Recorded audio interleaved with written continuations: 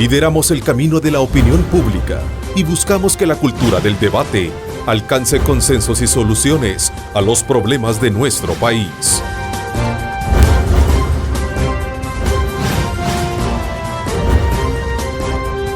Diálogo con Ernesto López.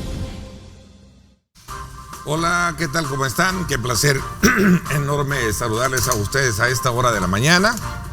Como siempre, agradecemos a Dios Todopoderoso por darnos ese privilegio de poder ingresar hasta la intimidad de sus hogares. Para, desde luego, este día, saludos muy especiales.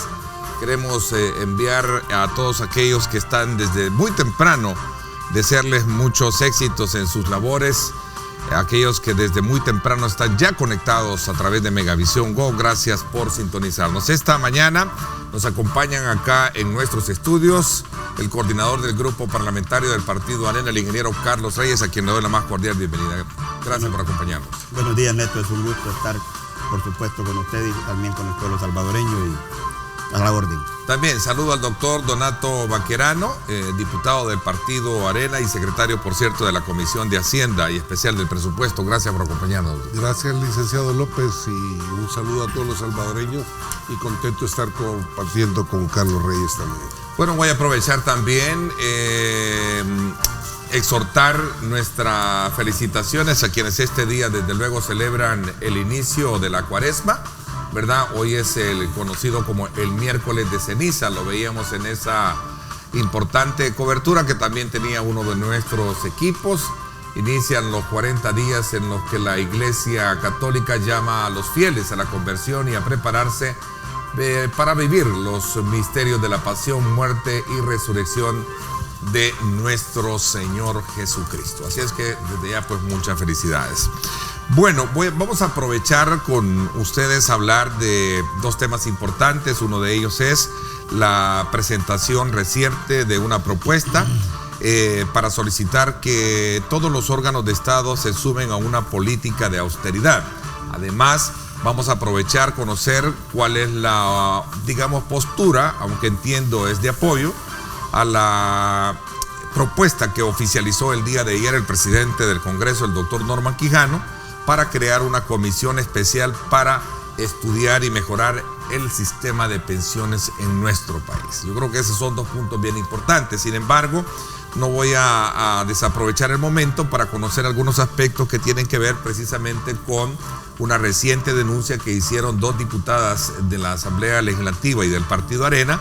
Y en su calidad de coordinador del grupo parlamentario, Carlitos, me gustaría conocer cuál es su postura ante la denuncia de estas diputadas de ser excluidas de las reuniones de fracción. ¿Es cierto esto, Carlitos? Bueno, primero un saludo al pueblo salvadoreño y tal como tú lo mencionabas, Neto, y los medios de ustedes muy temprano mencionaban que hoy es el inicio de la Cuaresma. Inicio de la Cuaresma, inicio de una época de reflexión, época de conversión. Me gustó esa palabra, justamente creo que los salvadoreños necesitamos algún poco de reflexionar lo que fue la vida, pasión de Cristo.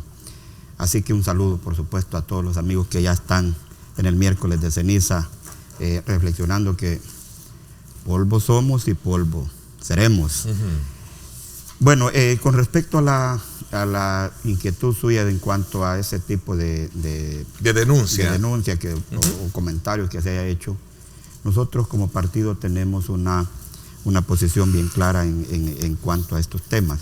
Siempre hemos dicho con toda claridad que los temas internos del partido los discutimos de forma privada y que existen las instancias correspondientes. En este caso está el COENA, está la Comisión Política, está el Tribunal de Primera Instancia, está por supuesto el tema que tiene que ver con la ética, el Tribunal de Ética y todas estas instancias tienen que, por supuesto, apegarse siempre, primero a los reglamentos, a la ley, a los estatutos del partido y a la ley de partidos políticos. En ese marco es que justamente siempre nosotros hemos dicho este tipo de temas, los manejamos y los comentamos siempre de forma privada. Y lo hemos dicho con toda claridad ante todos los medios, lo estamos manejando ese tipo de situaciones de forma privada. Siempre, eso sí, yo quiero ser bien enfático en esto. Como coordinador me corresponde, llevo un expediente de todos los diputados, hasta del mío, de todos, completamente de todos, quienes llegan a las comisiones, quienes llegan a la plenaria, a qué hora llegan, quiénes van, por quién ha sido sustituido, de todo. Quién viajó, qué viaje hizo, cuánto estuvo, de todo. Entonces, pero como repito, este tipo de situaciones siempre las manejamos de forma privada y ahí las seguiremos manejando. A ver, me parece interesante y de alguna manera pues el hecho de que existan los candados pertinentes para hacer el abordaje de esos temas.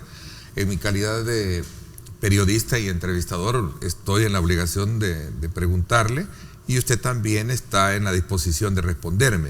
Ella dice: no omito expresarle mi preocupación, en este caso a la comisión política de su partido, por las acciones tomadas por el jefe de fracción al exponerme, al proponer excluirme, dice, de las reuniones en ausencia de mi persona, violentando el debido proceso y mi derecho. ¿Es cierto esto? Por eso le mencionaba yo que lo que tenemos que cumplir todos los funcionarios y todos los que tenemos un puesto es con los reglamentos, los estatutos y la ley. Y eso definitivamente este servidor jamás lo va a hacer.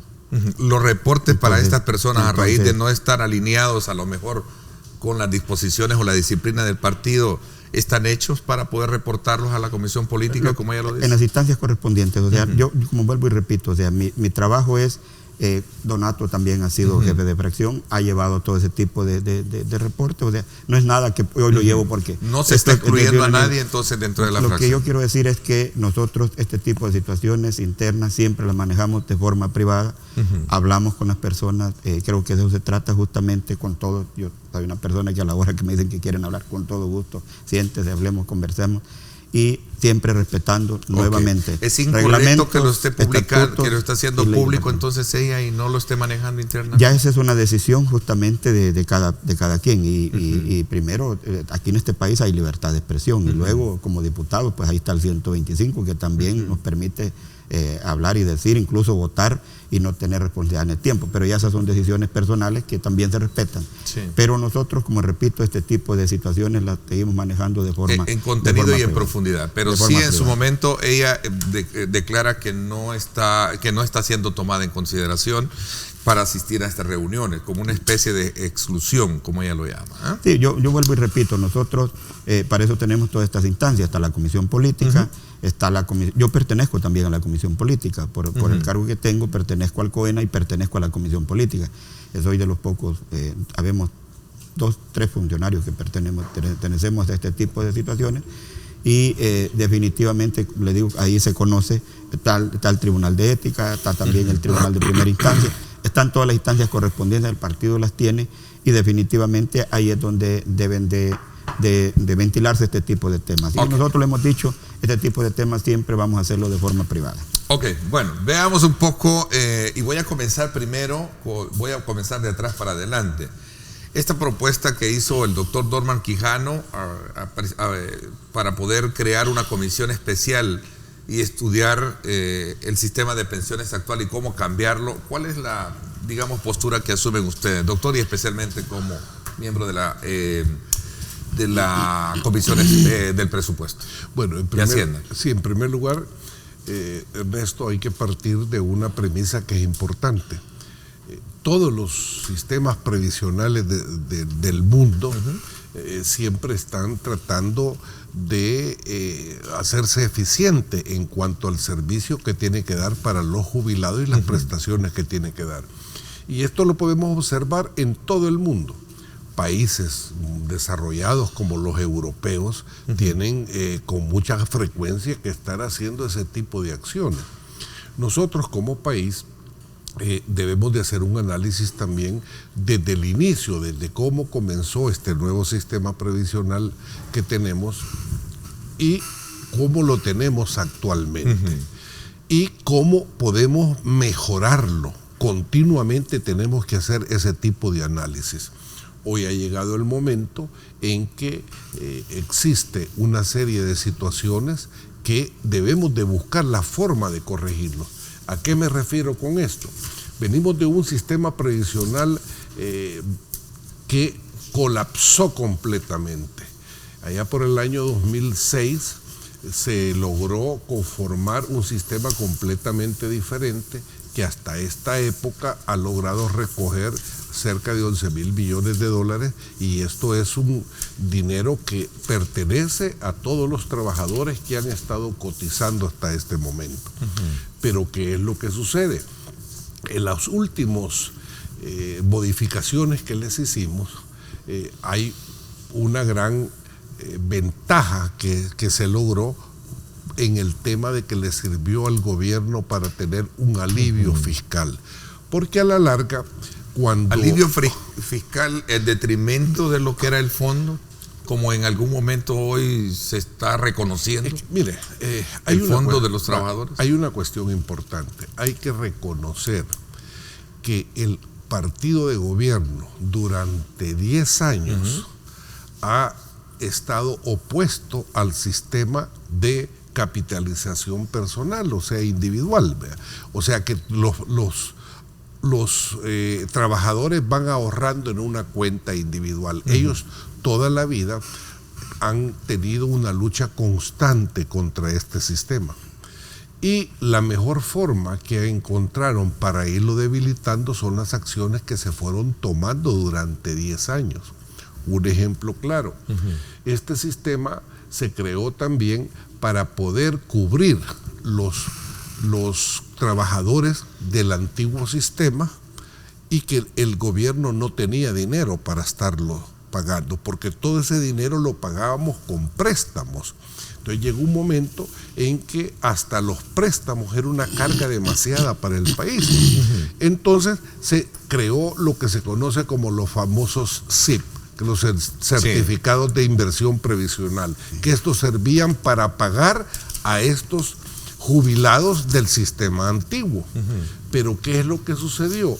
El gobierno comenzó a no ajustar una tasa de interés del dinero de los trabajadores que ocupaba el gobierno para pagar a estos empleados jubilados, y llegó un momento en que la fórmula que se había iniciado y que funcionaba adecuadamente y que le permitía al ingreso de alrededor de 5 y 6% de interés del dinero de los trabajadores que ocupaba el Estado, llegó un momento en que por la crisis internacional la tasa LIBOR, que era la tasa de referencia que se utilizaba, llegó a tener un porcentaje de interés sumamente bajo.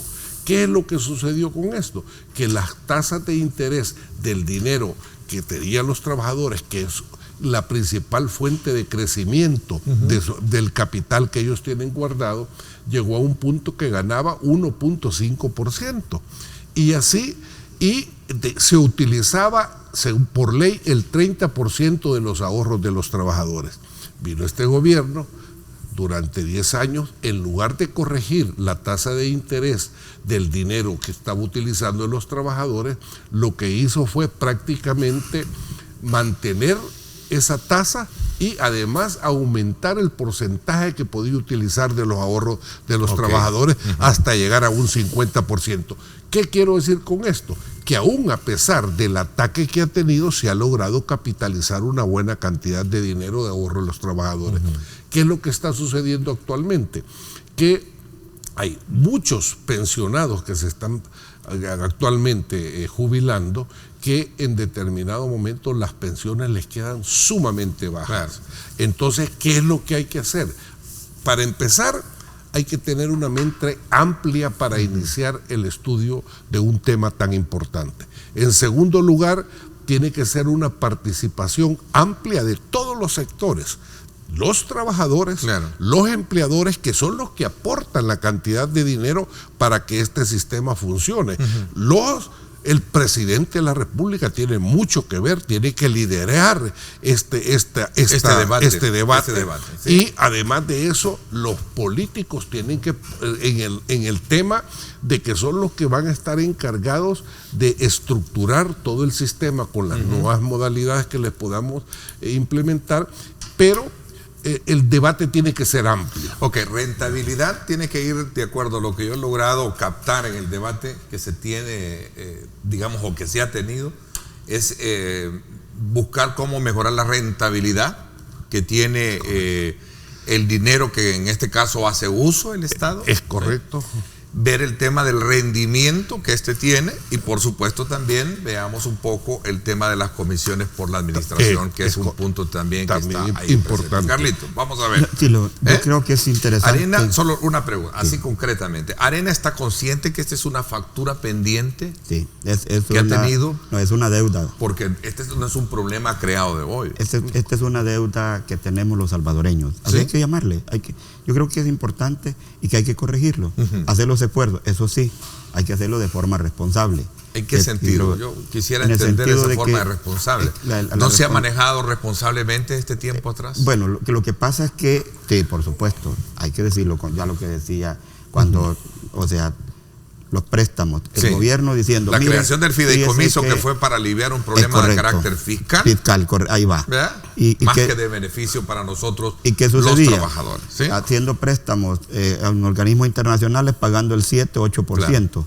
El dinero a los trabajadores pagándole el 1.5%. O sea, un rendimiento menor a lo que se estaba pagando en el mercado. ¿Qué ha significado? No se ha podido capitalizar y ahora que resulta, cuando se vienen a hacer los números después de la reforma, hay pensiones de $210. ¿Y quién vive aquí con $210? Un empleado que haya estado recibiendo, bueno, y un empleado que ha estado recibiendo alrededor de unos $1,000 y que al final le digan, mire, fíjese que usted se va a jubilar ahora y usted ayer recibió, el último de mes recibió $1,000, pero ya a partir de mañana que usted ya está jubilado, váyase a descansar, le voy a dar $210. No, eso no puede ser. Entonces, yo creo que ese tipo de cosas son las que hay que corregir, pero también hay que corregir, por ejemplo, las tasas de interés. O sea, ¿cómo puede ser que a un organismo internacional le estemos pagando un 6, 7, 8% y a los trabajadores le estemos pagando el 1.5%? Ese tipo de cosas son las que no hay que hacer. Entonces, ¿qué tenemos que hacer? Por eso hemos presentado como Arena justamente hacer una comisión ad hoc. ¿Cómo se conforman las comisiones ad hoc? Yo creo que es importante que lo sepa el pueblo salvadoreño. Estas comisiones las conforma la Junta Directiva y son comisiones que están justamente para un tema específico.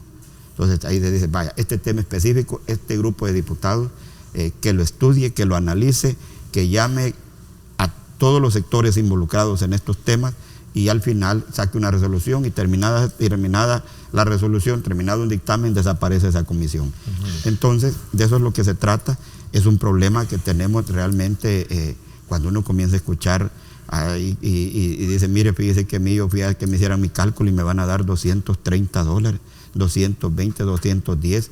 Eso no puede ser, definitivamente. Son momentos bien difíciles. Y ahí es donde hay que reconocer que, por ejemplo, el gobierno, tal como lo dijo aquí mi colega, entró incluso en una situación de impago, o sea, que nos puso complicados a todos los salvadoreños.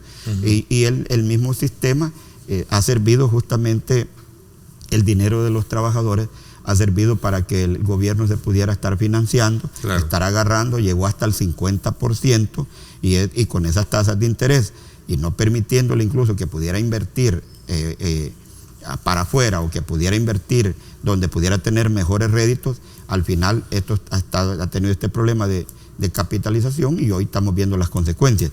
¿Qué hay que hacer ahora? Ser responsables. Definitivamente reconocer en primer lugar que tenemos un problema, porque si usted no lo reconoce, ¿cómo lo aborda? Entonces, reconocemos que hay un problema. Nosotros por ahí iniciamos diciendo, mire, aquí hay un problema. Segundo, tenemos que conformar las instancias correspondientes para que analice esto. Creemos que en la Asamblea Legislativa, porque esto al final se termina convirtiendo en una ley, es la instancia correspondiente y hay que hacer, buscar una comisión ad hoc que vea esta situación, que lo analice y que le busque una solución y que los trabajadores realmente que han pasado y han dejado toda su vida por este país, al final tengan una pensión digna y que se retiren definitivamente, no con esas pensiones como las que están. ¿Es un efecto de presión política, electoral, para que los partidos entiendan que se debe de gobernar pensando más en el beneficio de la gente que en los intereses que a lo mejor merodearon alrededor de esto en la parte de quererle resolver un problema de finanza fiscal al gobierno y por otro lado también ya no permitir que en este país siga siendo la finanza del Estado un botín para los privados? Mire, Ernesto, este tema de modificaciones al sistema previsional es un tema eminentemente técnico. Es un tema no es de opiniones políticas, es un tema de proyección numérica hacia el futuro. Pero los políticos lo han manoseado, y perdóneme, voy a ocupar el término como en algún momento se lo he escuchado decir a algunos especialistas. El problema es que los políticos han manoseado el fondo de lo, digamos, de los manejos de las pensiones, y por esa razón es que tenemos este problema. Nunca se midió con una vara, decían, técnica, ¿verdad?, para poder ver las consecuencias que se tiene ahora, doctor. El abordaje que nosotros estamos proponiendo, y lo hemos estado proponiendo desde hace muchos años, cuando comenzó a generarse la problemática, cuando definitivamente la tasa LIBOR cayó y el porcentaje comenzó a disminuir el porcentaje de intereses del ahorro de los trabajadores. Desde ese momento nosotros como Arena comenzamos a hacer los señalamientos. Es más, incluso eso comenzó allá por el año 2009. Y además, incluso, no es una cuestión solo de señalamientos nuestros. Si en diciembre del 14 o del 16, no recuerdo muy bien el año, la Sala de lo Constitucional emitió tremendo dictamen, donde señalaba que el fideicomiso era constitucional, que lo que era inconstitucional era el interés que estaban pagando el Estado por los fondos que estaba utilizando.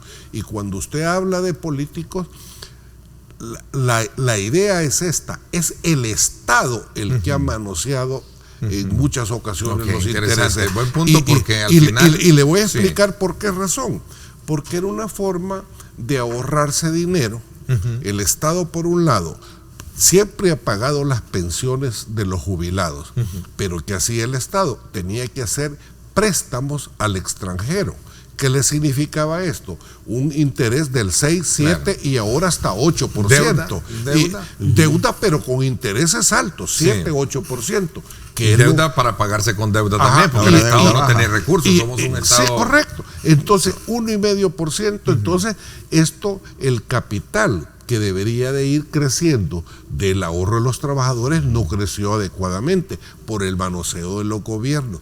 Por esa razón es que nosotros siempre hemos señalado que el gobierno no debe de ser nada más un actor más en el sistema, no debe ser el que lo maneja, porque los gobiernos tienen necesidades y en muchas ocasiones por presiones políticas pueden tomar decisiones erróneas. Ahora, ¿qué es lo que sucede con esto, Ernesto? Quizás nosotros hemos estado haciendo ese señalamiento, y no solo nosotros como partido político, la Sala de lo Constitucional, reitero, emitió dictamen sobre el tema. Entonces, ¿qué es lo que tenemos que hacer, Ernesto? Este tema no es de opiniones que yo les regalo esto, porque todos los gastos que nosotros realicemos, todo mundo quisiera tener una pensión, pero enorme. Pero todo tiene que tener un origen. El dinero tenemos que sacarlo de alguna parte.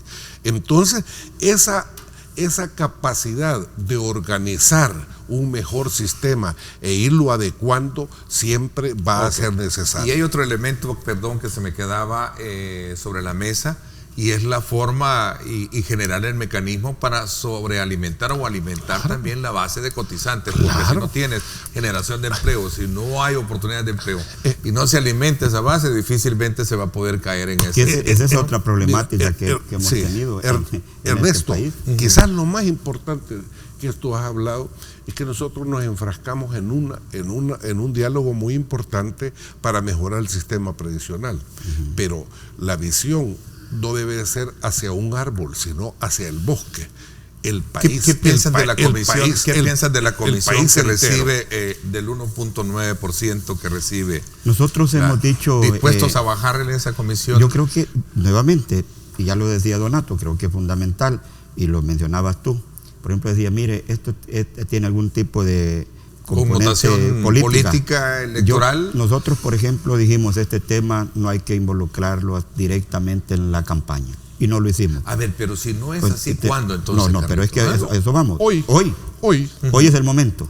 ¿Por qué? Porque no estamos en elecciones. Las elecciones hacen falta 2 años todavía, hay suficiente tiempo, hoy es el momento. Porque no ganó Arena y viene otro presidente que va a tener que lidiar con este problema. Es porque no tenemos elecciones. Es que porque no tenemos elecciones es justamente el momento. Y no estamos diciendo, mire, por favor, porque ganó el otro, ahora definitivamente vamos a hacerlo. Y a la loca y comenzar aquí a hacer la piñata. No se trata de eso. Se trata de ser responsable y de ser justo con los salvadoreños, con el trabajador.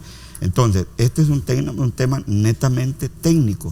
Y cuando te abordan, debe de abordarse justamente en ese marco. Emilio Coreas, que es diputado del partido Arena, también va en consonancia de acompañar esa petición que ha hecho Numan Salgado, diputado de Gana, para reducir del 1.9 al 1.4%. Yo nuevamente la comisión de administración que tienen las áreas. Yo lo que siempre he dicho es en cualquier instancia, cuando se ha hablado de temas de, por ejemplo, la comisión que yo pertenezco, la de obras públicas, y me dicen, mira a los empresarios, yo lo que les digo, que justamente eso, hay que ser justo, que sigan siendo empresarios. Y hay que analizarlo desde el punto de vista técnico. Solo decir, yo le bajo tantos puntos y lo pongo en tal punto. O sea, por ejemplo, yo he escuchado a la Superintendencia del Sistema Financiero decir, mire, el 1.4 es el equilibrio. Ese es el equilibrio. Entonces, ¿qué significa el equilibrio? Significa que ahí no hay ganancia. Usted tiene el equilibrio. Gastos contra lo que está invirtiendo. Veamos qué significa de ahí para arriba. O sea, nuevamente, si el 1.4 es lo que va a decidir, por ejemplo, y va a decir, mire, los empresarios siguen siendo empresarios porque nadie va a trabajar aquí en ninguna parte del mundo, ni va a estar manejando esta cantidad de dinero. Y una situación importante.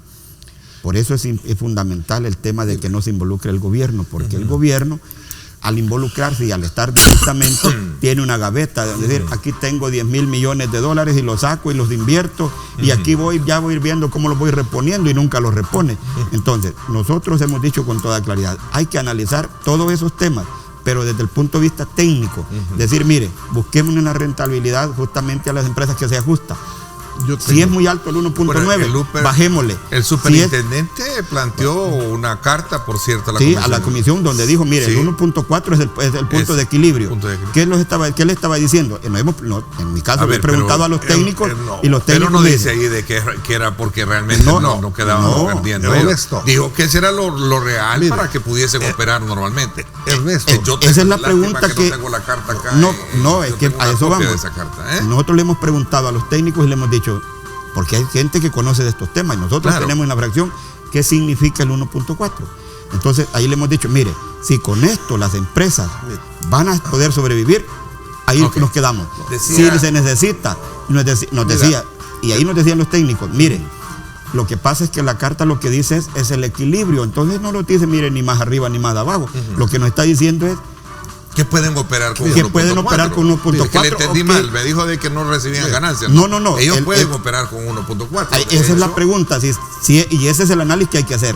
Si es necesario bajar incluso abajo del 1.4, nosotros no estamos cerrados a decir un número. Que bueno, eso es lo importante, ya me deja la aclaración. Lo fundamental, y lo hemos planteado. Yo solo mira, para que tú te des cuenta que abordar un tema solo para ganar adeptos, para ganar buena imagen es fácil.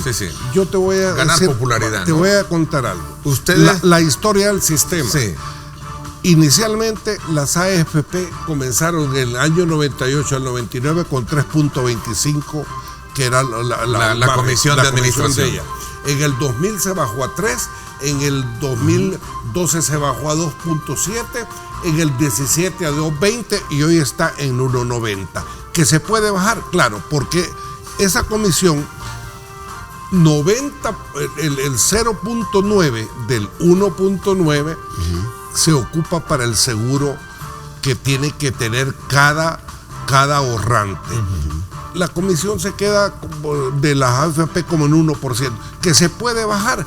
Claro que se puede bajar. Es más, hay una propuesta muy interesante, que aquí es donde yo comencé diciendo que el gobierno pudiera ser un actor más. ¿Y por qué no pone una AFP pública que sea del gobierno? Lo propuso el candidato del FMLN, recuerda eso. Una AFP pública es bueno ¿Por qué? Porque compite en las mismas condiciones que los demás. Inyectaría competitividad en el mercado. Competitividad y puede hasta incluso bajar la comisión. Bueno, veníamos de 7 a 2 que se quedaron hoy, ¿no? ¿Por qué razón nosotros estamos abiertos? Porque esos temas los vamos a discutir. Claro que sí, pero discutámoslo y generemos competitividad. ¿Para qué? Para que la rentabilidad del ahorro de los trabajadores se aumente y esto a la larga pueda generar interesante. La conclusión a la que llegamos es que Arena está dispuesta a entrarle es correcto a todos los temas, al planteamiento más técnico. Sí, correcto. Que aquel que vaya en beneficio de la población cotizante, ¿verdad? No, y el tema más fundamental aquí, el interés que hay que pagarle al dinero a los trabajadores. Claro. No podemos seguir con 1.5, ni con 2.30, 2.50 que está en este momento. O sea, no podemos seguir. Estamos diciendo, mire, vamos a subirle, vamos a bajarle. Nosotros de acuerdo. O sea, en palabras claras, nosotros como Arena no estamos defendiendo nada más que a los trabajadores. Lo que queremos es que el trabajador tenga una buena pensión. Y por eso lo dijimos, y lo estamos haciendo en el momento más oportuno. Me alegra escucharlo no en estos nuevos tiempos. Claro. Que está viviendo el país, como decía un amigo. Claro.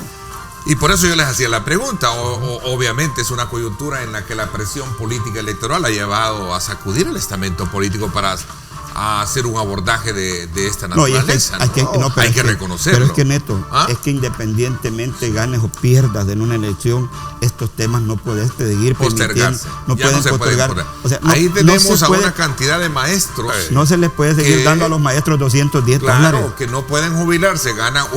El último que el día de ayer me llevó por acá es que hay un maestro que está ganando $970 y le están queriendo pagar en su pensión 270, creo que era. No puede ser.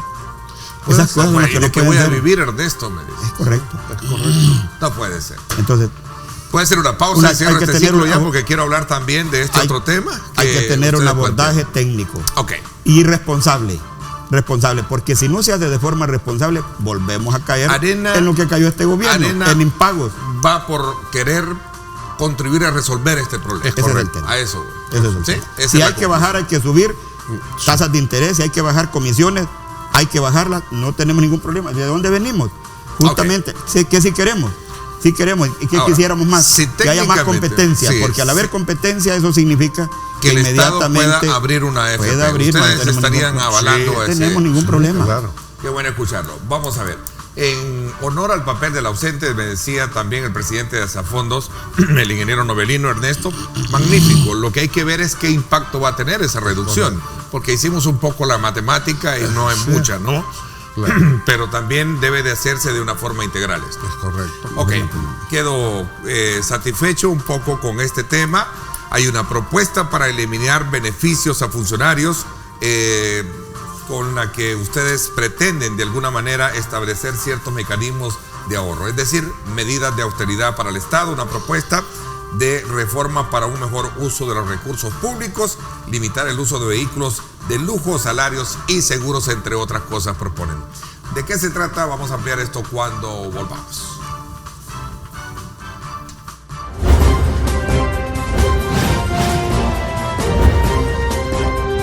Diálogo con Ernesto López. Estás viendo Diálogo con Ernesto López.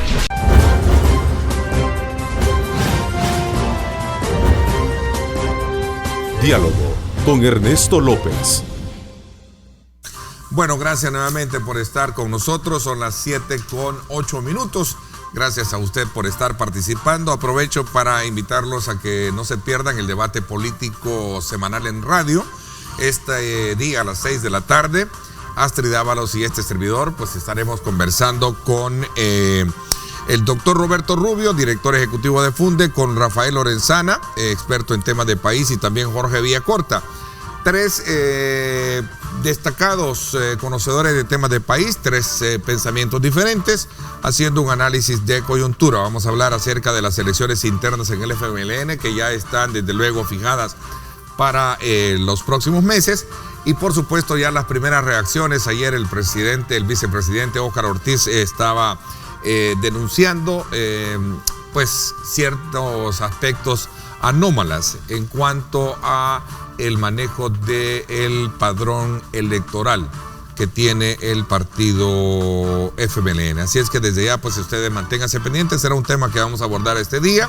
Vamos a hablar también de estas contradicciones al interior del partido Arena también. Vamos a hablar de la postura que tienen los diputados Felisa Cristales de denuncia de exclusión dentro de la fracción. Vamos a hablar también con Milena Mayorga de los temas que ella ha planteado. En fin, vamos a hablar también del proceso de transición que tiene el país de gobierno. Así es que no se lo pierda hoy 6 de la tarde en directo con Ernesto López Radio por 107.7 Fuego, estación del grupo radial Megavisión. A ver, cuéntenme un poquito sobre esta reforma a la Ley Especial de Remuneraciones y Beneficios para los Funcionarios Públicos. ¿Qué busca o qué pretende este planteamiento de reforma? Yo creo que acabamos de estar tocando un tema importante, por ejemplo, el tema de las pensiones. Este país se necesita, en primer lugar, Neto, que nos apretemos el cinturón todos. No, porque no vamos a estar hablando de que, por ejemplo, a los trabajadores se le den $210, mientras un funcionario aparezca en una camioneta de que vale 70, 80 mil dólares. ¿Lo dice por la Asamblea Legislativa? No, todos los órganos del Estado. Entonces, enmarcados en esos temas es que hemos comenzado a ver y creemos que es importante hacer un planteamiento para los 3 órganos del Estado, no para el Ejecutivo, no para el Legislativo, para todo el mundo. Por ejemplo, pongo un ejemplo sencillo, seguros, 50 millones.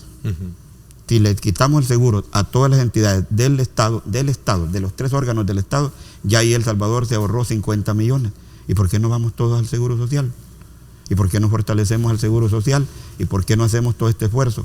Entonces, ahí es donde realmente nosotros hemos presentado una ley de remuneraciones y beneficios de funcionarios que tiene que ver y que tiene objetivos claros. Reducir la discrecionalidad de los funcionarios en asignación de salarios, viajes, viáticos, compra y uso de vehículos, seguros privados, servicios de telefonía celular. Entonces, ¿qué estamos planteando en esto? Que creemos que es importante que esto debe estar regulado. ¿Cómo puede ser que el presidente de CEL gane $10,000? Más que el presidente de la República. Entonces, ahí estamos haciendo un ajuste. ¿Cómo puede ser que a la hora que a veces sale el presidente va con 20 personas en un viaje? ¿Y qué hacen esas 20 personas? ¿Cómo puede ser que haya diferentes tablas que a la hora de los viajes hayan diferentes tablas en los 3 diferentes órganos del Estado, que unos van con más viáticos, otros van con menos viáticos? ¿Cómo puede ser que hayan funcionarios de tercera, cuarta categoría, a veces gerentes por allá de proyectos, que ganan más que el mismo ministro? Entonces, creemos que esto hay que regularlo, hay que plantearlo y hay que buscarle mecanismos que creemos que es fundamental. Entonces, al final, ¿qué estamos buscando? Estamos buscando reducir viajes y justificarlos los que tengan que hacerse. No estamos diciendo que no se hagan, sino que hay que justificar de realmente los viajes que pueda tener cualquier funcionario de los 3 órganos del Estado y de las instituciones. Esto involucra alcaldes, esto involucra Tribunal Supremo Electoral, Corte de Cuentas. El Estado estamos planteando nosotros que creemos que es importante. Que los viáticos sean establecidos de forma equitativa, que cualquier funcionario, ya sea del órgano ejecutivo, legislativo o de cualquier institución, existe una tabla para todos exactamente igual. Otro aspecto que creemos fundamental. Otra parte que contempla justamente esta ley: ningún órgano del Estado debe de, por ejemplo, gastar más del 1% de su presupuesto con lo que tiene que ver con el tema de viáticos. La adquisición de vehículos. No estamos diciendo que no se adquieran vehículos. Hay instituciones como la policía, como ANDA, con el Ministerio de Obras Públicas que se necesita. Pero dejemos de estar adquiriendo ese montón de camionetas. Si un funcionario su vehículo lo ocupa para ir de su casa al trabajo, necesita un vehículo 4x4. Necesita una camioneta de lujo para estarse trasladando. En las condiciones en que está este país, cuando hemos estado viendo un problema serio como el de las pensiones, creemos que es fundamental apretarlos el cincho. A propósito, por eso es que nosotros ves realmente lo que estamos haciendo con Arena. Estamos por un lado diciendo, mire, hay que ayudarle a los trabajadores, pero también hacemos propuestas, hay que ajustarnos el cincho, realmente todos. Aquí no se trata de que mire que esto vaya para la Asamblea, que estos son para los diputados, que esto es para el ministro, que este es para el nuevo presidente, es para todos. ¿Esta presión social electoral los está obligando a ustedes a corregir lo que debieron haber corregido? Es que lo que pasa es que en esto lo más importante, Neto, tiene que ver justamente el que está no en el gobierno. No lo digo por Carlos Reyes, lo estoy diciendo por todo el estamento político a la cual se vio impactado por las recientes elecciones. Pero es que yo creo que definitivamente nosotros tenemos que ir tomando acciones. Realmente el gobierno, acabamos de estar tocando el tema de pensiones, dijo, mire, fíjese que está el 30%, pero tengo aquí los partidos políticos, uno de ellos el que fue el presidente de la República. La política electoral no debe de ser solo al interior de los partidos, como entiendo que cada quien se está replanteando, sino también de la forma como han venido gobernando este país a través de leyes. A eso vamos, o sea, por ejemplo, en el tema de las pensiones le suben del 30% del dinero que tenían los trabajadores, hoy agarremos hasta el 50%, y cada año prácticamente se le iba incrementando y paguémosle. Pero eso ha sido por complicidad de la clase política. A eso voy. No estoy diciendo de que es Carlos Reyes, que es Donato Baquerano. Y Neto, le aclaro, por ejemplo, Arena no votó para incrementar del 30 hasta el 50, nunca votamos por eso. Dijimos, miren, eso no es correcto lo que están haciendo. ¿Quiénes votaron? El partido en el gobierno, el partido del futuro presidente, que sí votaron y permitieron todas estas cosas. Nosotros hemos tratado de ser responsables y vamos a tratar de seguir siendo responsables. Creemos que es fundamental realmente tener todos estos aspectos como los que hemos venido planteando. Con esta propuesta de austeridad. No puede ser que hayan funcionarios que tengan seguro y que otros salvadoreños estén yendo a los hospitales nacionales. Que están planteando. Ahí es donde es necesario tomar este tipo de medidas. No decir, mire, no queremos nada, como no, vehículos vamos a seguir comprando.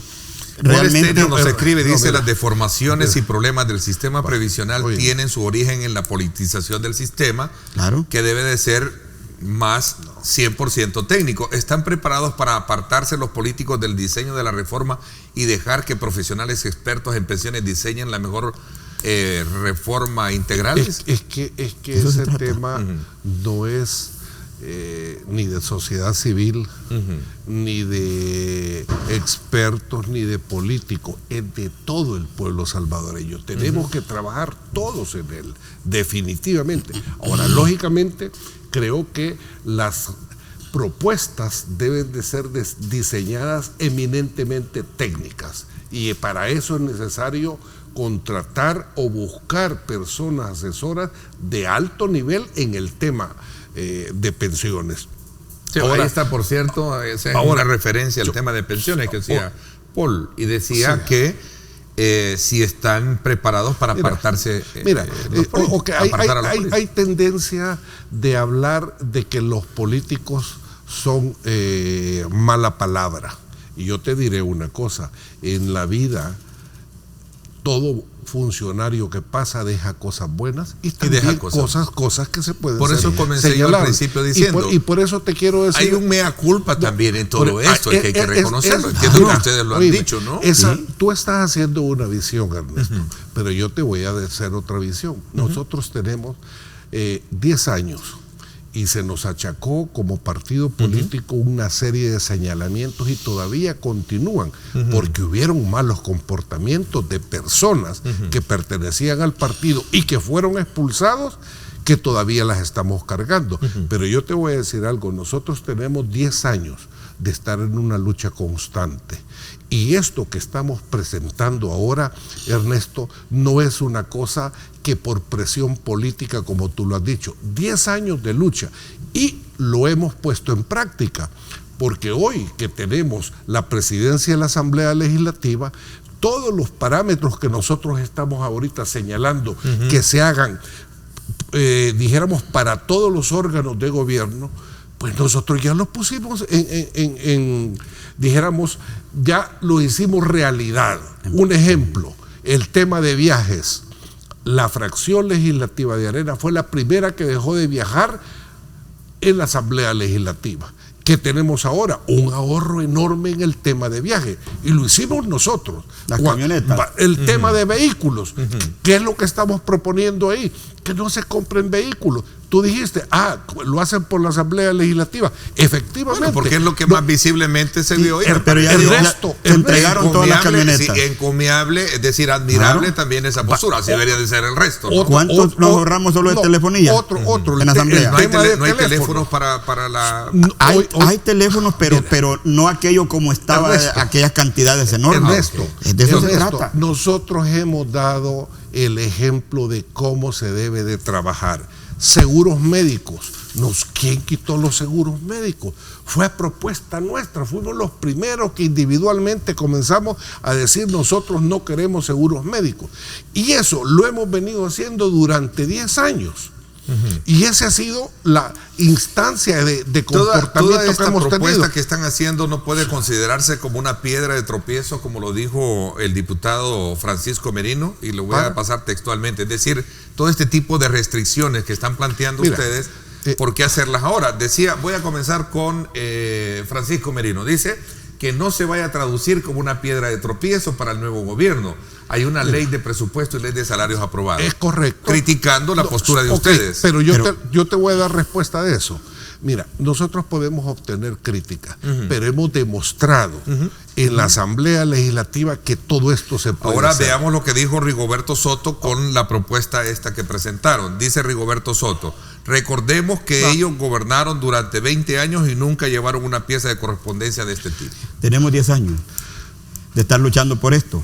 Y hoy que llegamos a la Asamblea hemos dado estas demostraciones. Nosotros lo hemos nosotros hemos actuado. Sí. O sea, hemos actuado contra el tema de los seguros, el tema de los vehículos, el tema de los radios, el tema de los celulares. Les traslado estos comentarios porque es parte del debate. Pero además del tenemos, que hay hoy en día. pero nuevamente volvemos al tema de responsabilidad. Todo lo Neto. que es bueno, perdón, Neto, yo le pregunto al pueblo salvadoreño, ¿usted está de acuerdo que los funcionarios vayan muy tranquilos al diagnóstico a pasar consulta y usted haciendo cola allá en el Hospital Rosales?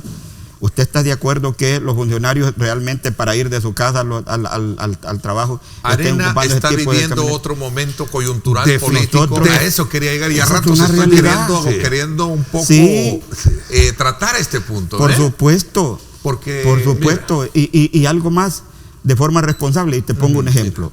Nosotros no estamos diciendo, mire, aprobemos la ley y quitemos los seguros. No, eso ya está en el presupuesto, como dice Chico Merino. Eso va a entrar en vigencia a partir del próximo año. Este año ya está en el presupuesto, cada quien tiene su seguro. No le vamos a ir a decir a una persona, mire, vi que usted estaba asegurado, pero ahorita ya no porque aprobamos la ley. No se trata de eso. Pero el próximo año nos ahorramos 50 millones.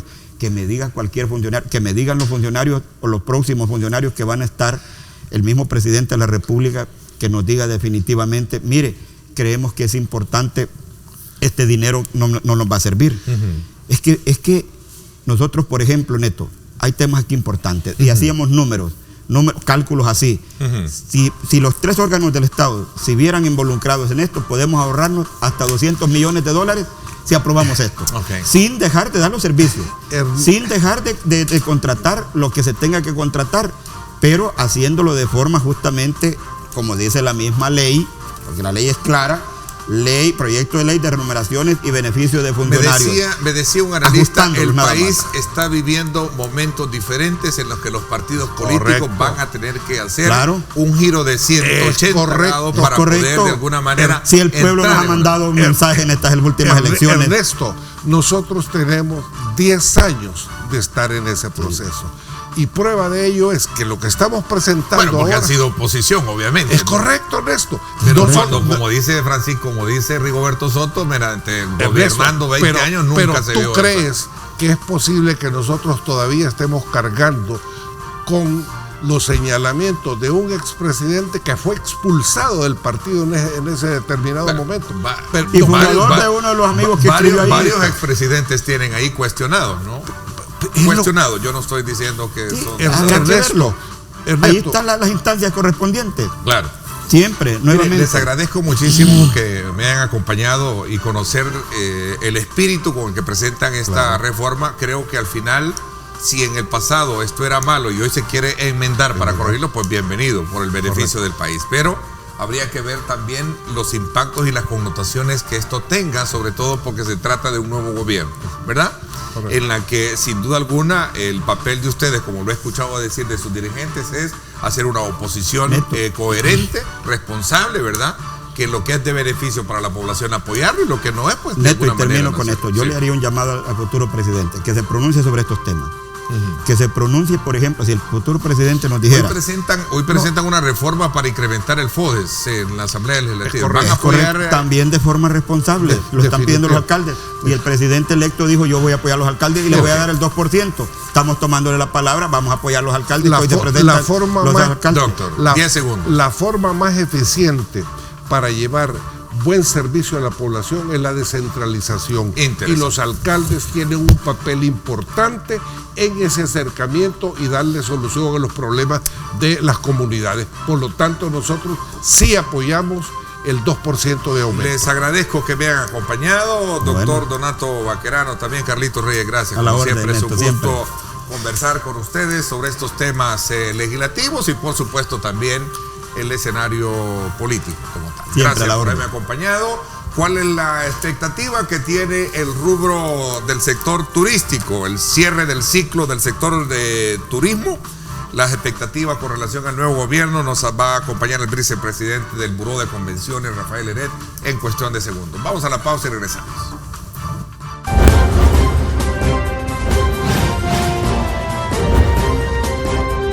Diálogo con Ernesto López.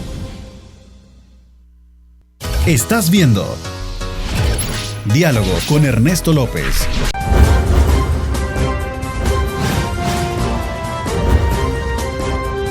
Diálogo con Ernesto López.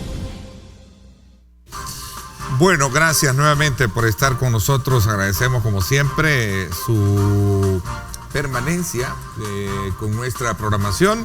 Hoy en el estudio me acompaña el empresario Rafael Heret. Él es vicepresidente del Buró de Convenciones de nuestro país, una instancia que promueve muchísimo el turismo, y vamos a procurar hacer una valoración del cierre del ciclo del sector con relación a este gobierno y las expectativas que hay con relación al que entra en el mes de junio, y particularmente tomando como referencia algunos aspectos que plantea el Plan Cuscatlán. Bienvenido, Rafael, gracias por acompañarnos.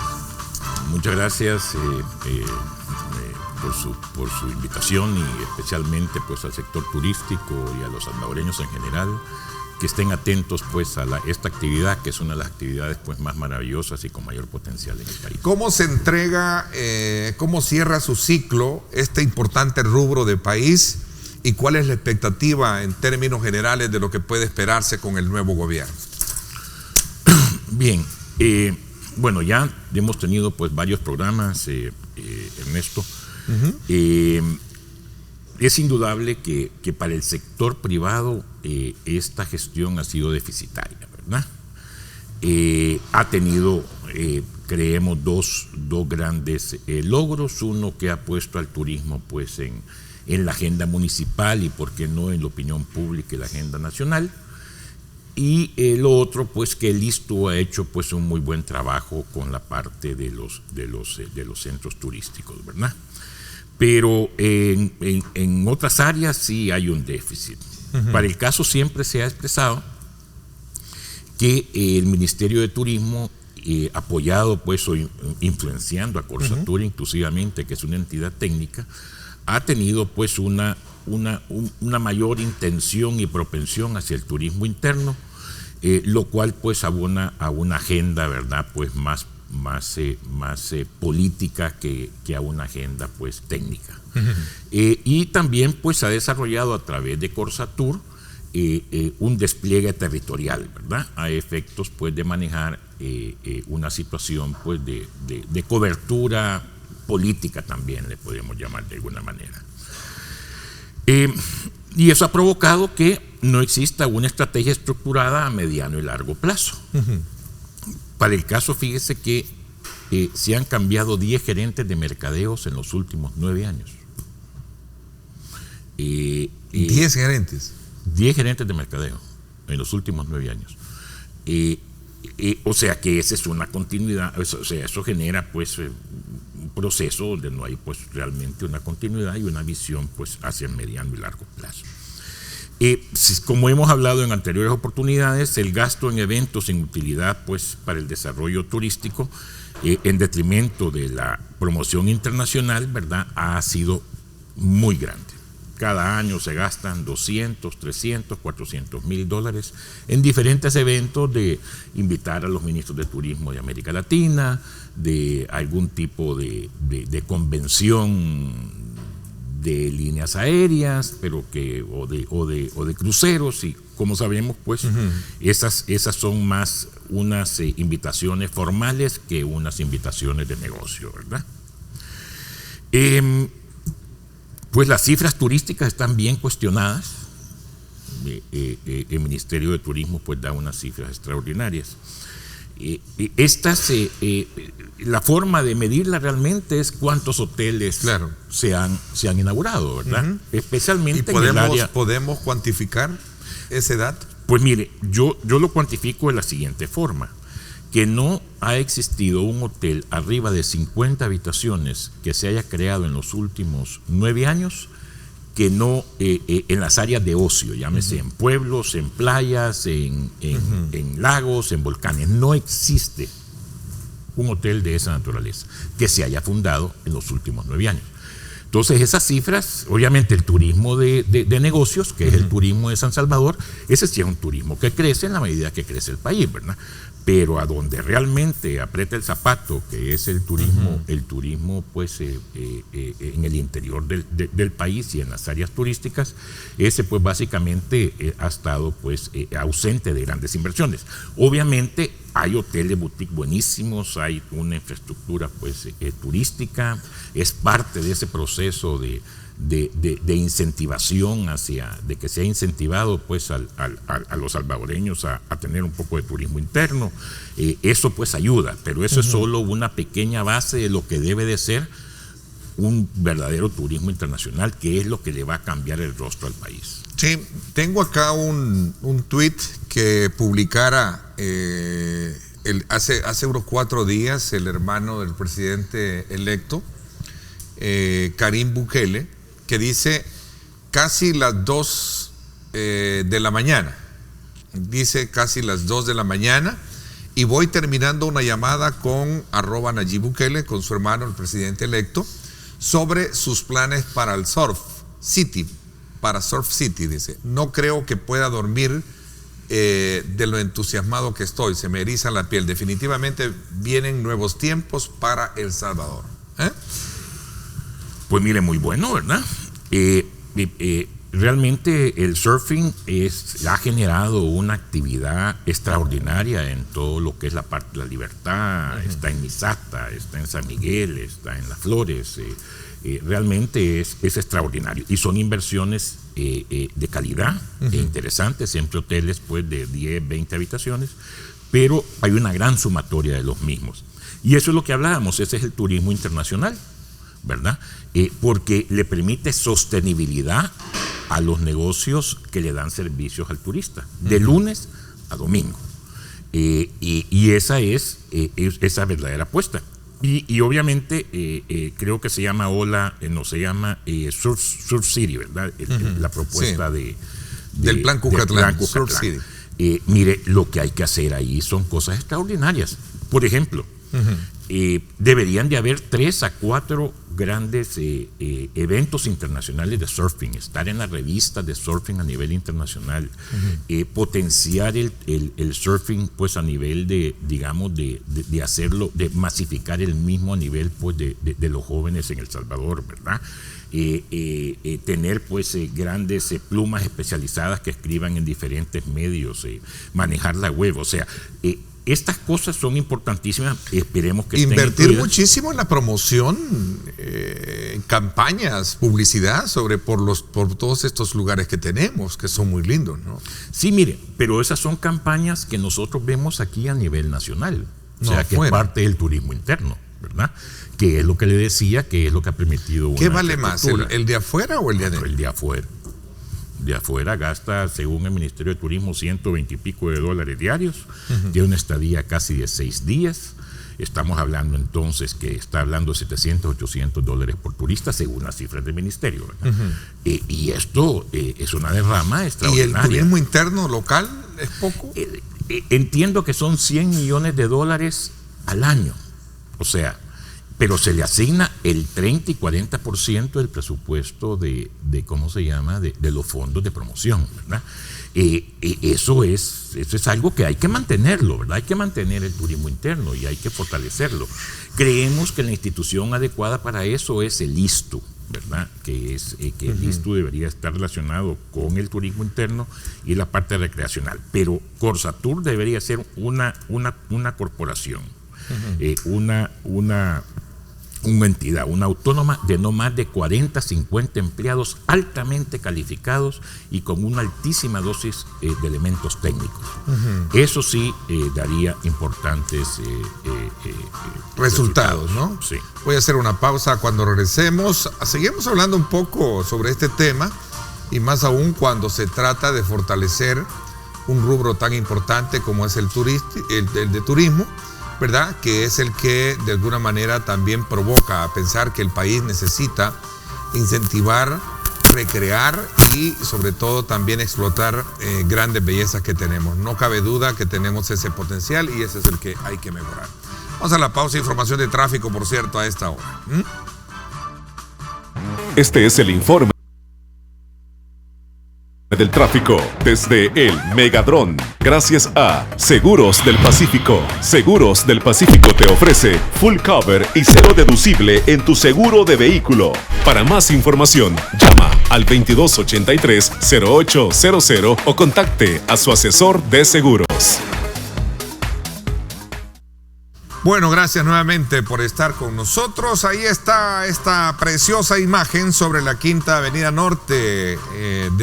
Esto es casi el centro de la capital, de norte a sur. Ahí va sobrevolando nuestro Megadrón, la zona de Don Rúa, para que tengamos una mejor ilustración del lugar donde andamos.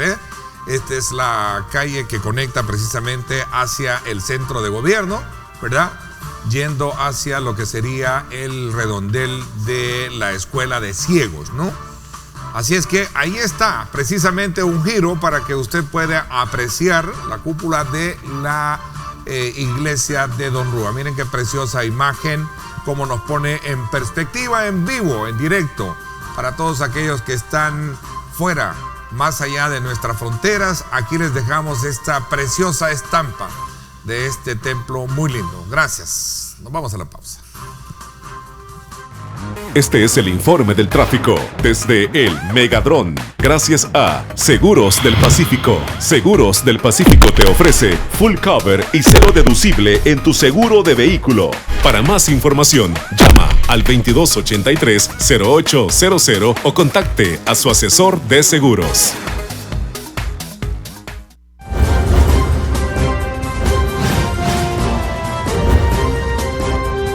Diálogo con Ernesto López. Estás viendo Diálogo con Ernesto López.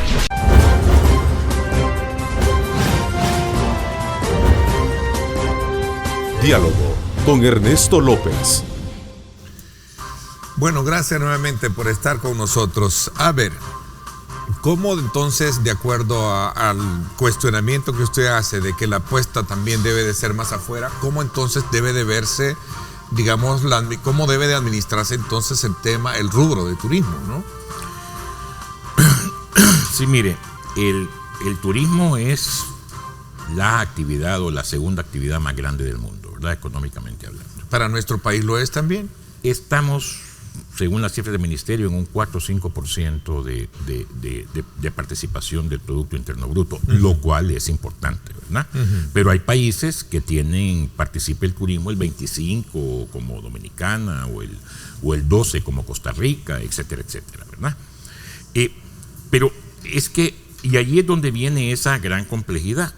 El sector privado, en una reunión que tuvimos, por ejemplo, con los ministros de turismo, se llama el Consejo Centroamericano de Turismo, el presidente de Costa Rica expresó algo muy interesante y le dijo al ministro de Turismo de Costa Rica, el presidente de la Cámara de Turismo, que si estamos de acuerdo lo apoyaremos, si no, se lo haremos saber en privado y si es necesario públicamente.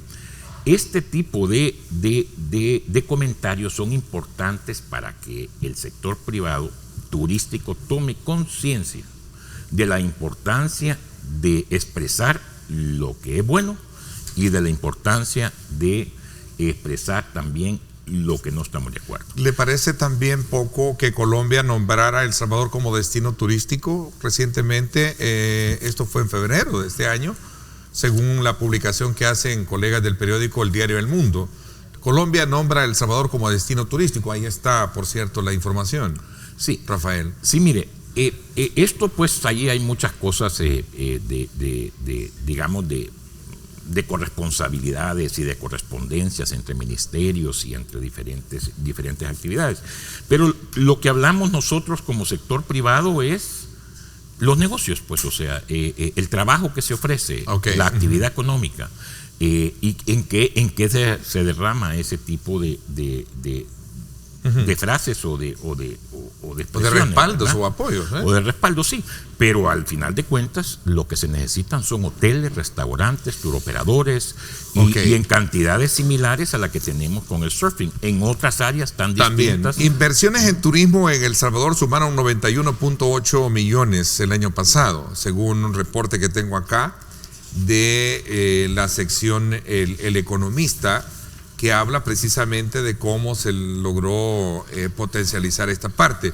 Plaza Marinera y el Hotel de Montaña en el Cerro Verde son algunos de los proyectos con mayor inversión, de acuerdo a la instancia correspondiente, MITUR. ¿No es suficiente esto? No, eso es el valor de un hotel en un destino turístico internacional, de un hotel.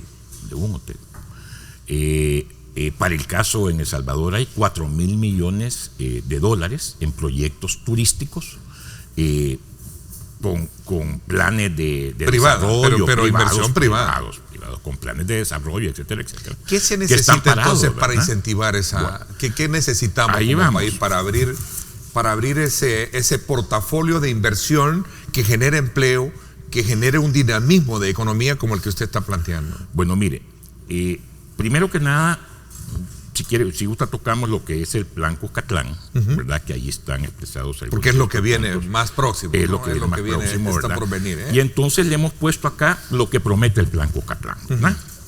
Y algo muy importante que expresa el Plan Cuscatlán es que el presidente de la República estará involucrado con la actividad turística. Y esto debido a esa complejidad y a una necesidad de coordinación intergubernamental.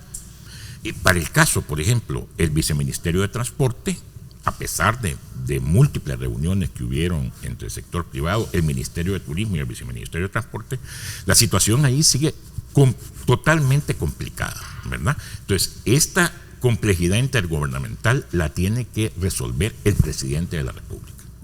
Es el que tiene que dar líneas claras para que el turismo se comporte como un elemento y un eje estratégico de desarrollo.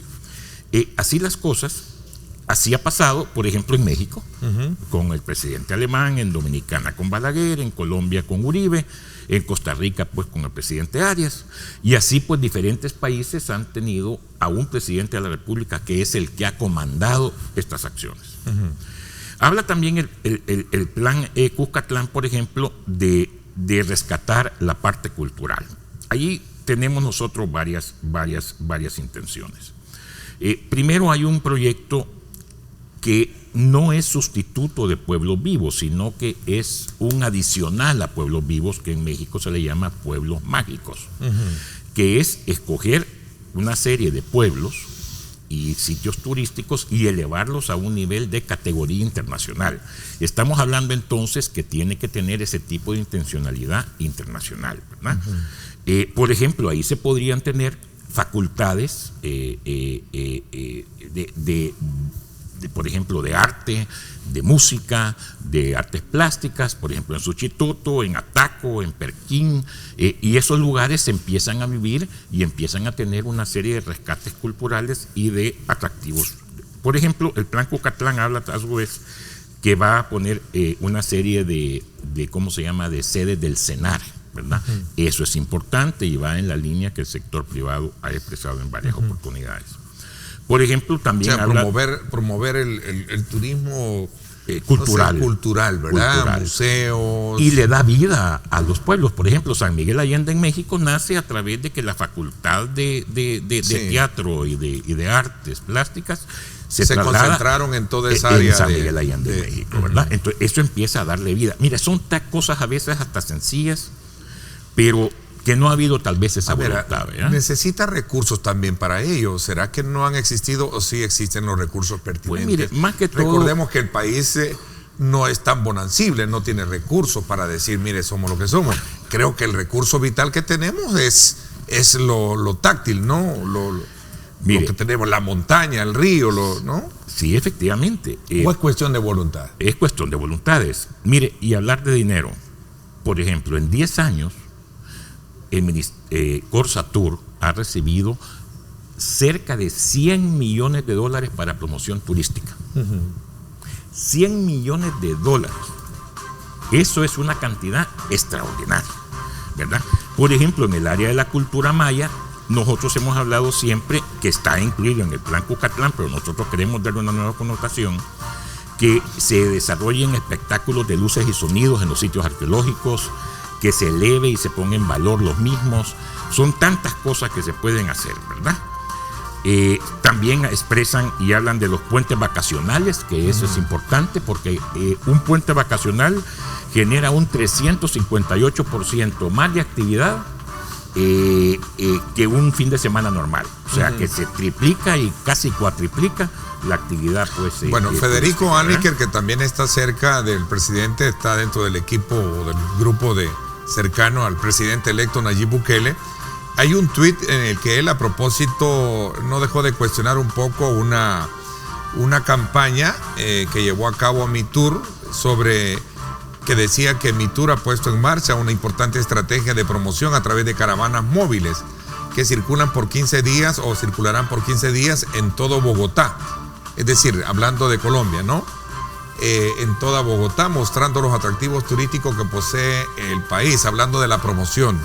Y él dijo, se requiere de funcionarios, no sé si lo tenemos ahí para colocarlo, se requiere de funcionarios capaces de ir a negociar con tour operadores, gobiernos centrales, aerolíneas, etcétera, no llevando motos con imágenes a las calles. En el nuevo gobierno de Nayib Bukele se llevará a otro nivel el turismo en El Salvador, turismo de verdad. Ahí está, es eso. ¿Compartes? Pues sí, lo compartimos, ¿verdad? Y entendemos a su vez que las decisiones deben no de ser todo técnicas, suma, ¿verdad? no todo suma, porque qué bueno que en otras ciudades como Bogotá, que es muy emblemática, muy asistida, pues anden ahí vitrinas, al final son campañas promocionales, no, Sí. No suma esto. Pero de nuevo, vaya, hablamos, por ejemplo, de esta estrategia en el mediano y largo plazo. Entonces, ¿qué hacer para que Colombia sea un importante destino turístico? No son solo los carritos estos dando vueltas por la ciudad, por la ciudad, ¿no? Sino que eso requiere de provocar que el consumidor, en este caso el turista, termine comprando en un momento dado y escogiendo El Salvador en vez de escoger Costa Rica. ¿Cómo se hace eso? Entonces, eso es parte de toda una estrategia. Entonces, sí se tiran algunas, sí, o sea, hay algunas cosas, ¿verdad? Pero ¿qué se hace con el mercado americano? ¿Cómo se ataca? ¿Cuál es el sector al que tenemos que atender? ¿Qué pasa en Europa o en otros destinos, ¿verdad? Entonces, eso debe ser parte de una estrategia focalizada, bien pensada, bien técnica. Y como decimos, eso ha hecho muchísima falta en Corsatur. Por ejemplo, y ahí viene un poco de la parte técnica. Habla en la página 61 y 62 el Plan Cucatlán de una necesidad de una sinergia entre el sector público y el sector privado. Nosotros le hemos hablado que debe de haber un comité público-privado para la toma de decisiones y para las recomendaciones. Una especie en el área de mercadeo. Pues mire, un área de trabajo. Que escuche a la gente, ¿no? Que escuche a los sectores directamente. Es que mire, el que tiene el antenaje, el que recibe la información de las cancelaciones, las reservaciones, lo que pasa en el mundo del turismo es la empresa privada. Voy a hacer una ¿verdad? pausa y concluyo un poco por el tiempo con ese tema, que me parece que es relevante destacarlo en un momento tan oportuno. Los actores de un rubro, como es el caso de turismo, deben de ser escuchados. O sea, y entiendo que también existe una política de apertura con el actual gobierno, ¿no? Hagamos una evaluación de esto cuando regresemos. Gracias por estar con nosotros.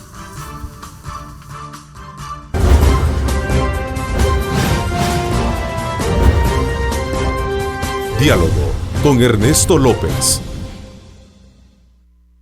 El futuro es imaginar, es pensar en grande. Prepárate hoy. Estudia en la UFG y amplía tus oportunidades. UFG, tecnología, innovación y calidad. Bueno, gracias nuevamente por estar con nosotros. A ver, un poco corriendo en el tiempo, ¿cuál es el perfil que a criterio de usted o de tal vez lo que se puede recoger del rubro que representa Rafael debe de tener el nuevo ministro de Turismo que va a nombrar el presidente electo Nayib Bukele? Bueno, interesante pregunta.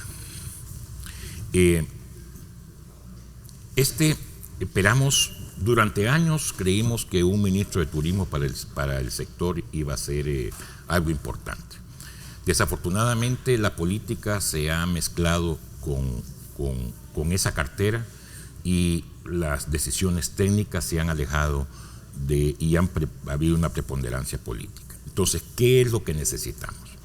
Primero, un ministro de Turismo con una alta dosis técnica, una persona que tenga en sus criterios el análisis de los retornos de la inversión en promoción, de que tenga pues una visión estratégica del mundo en el cual se mueve y que pueda generar un equipo de trabajo, ¿verdad? Y un equipo con el sector, con la empresa privada, y que sea una persona que genere pues las sinergias necesarias. Uh-huh. Eso es importantísimo para nosotros.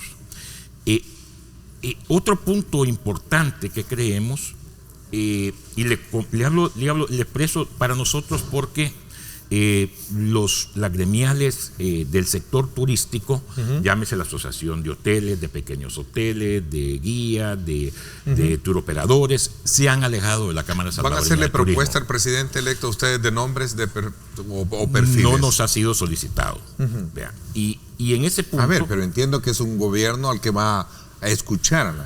Pues, al menos esa es la bandera con la que se han logrado promover, ¿no?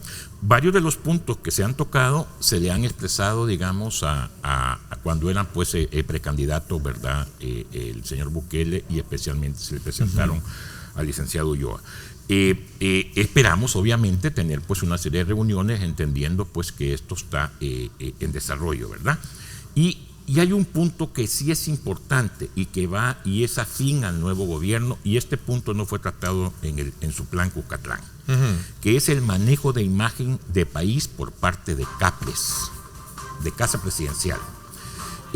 Un problema de imagen afecta a la inversión, afecta al turismo, y se requiere pues que esta oficina de manejo de imagen, o de crisis, le podríamos llamar de crisis de imagen, esté integrada por altos profesionales, tanto nacionales como extranjeros, en el área del manejo de la imagen a nivel internacional. ¿Manejo, ¿verdad?, de imagen en el área de turismo o imagen de país? Pues mire, bueno, por eso una buena apuesta, tienes que mejorarlo, porque ¿quién va a venir acá al país teniendo, digamos, los problemas que a diario se nos presentan? Nosotros lo vemos a nivel de país, pero así nos interesa efectivamente. Me parece que es interesante. Porque el turismo... Me comprometo más adelante, con más tiempo, detenidamente examinar estos puntos. Gracias, Rafael, por habernos acompañado. Ernesto, muchísimas gracias por su tiempo, y estimados amigos, pues esperamos que El Salvador tenga pues un mejor futuro y que el turismo se convierta en esa industria maravillosa y en esas posibilidades de cambio, ¿verdad? Las esperanzas son grandes y esperamos pues que así suceda. Venimos esperando ya muchos años. Gracias, Rafael. Vamos desde luego a despedirnos. Los invito a que me acompañen al debate político semanal en radio, Ernesto López Radio, hoy a las 6 de la tarde con Astrid Ábalos. También vamos a hablar con 3 importantes conocedores del país, una lectura sobre los acontecimientos que marcan el trabajo político, económico y social. Gracias, pásenla bien, y como siempre recuerden lo más importante: amar a Dios sobre todas las cosas.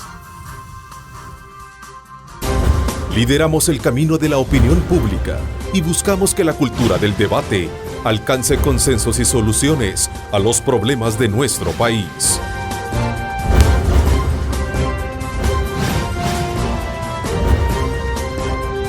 Diálogo con Ernesto López.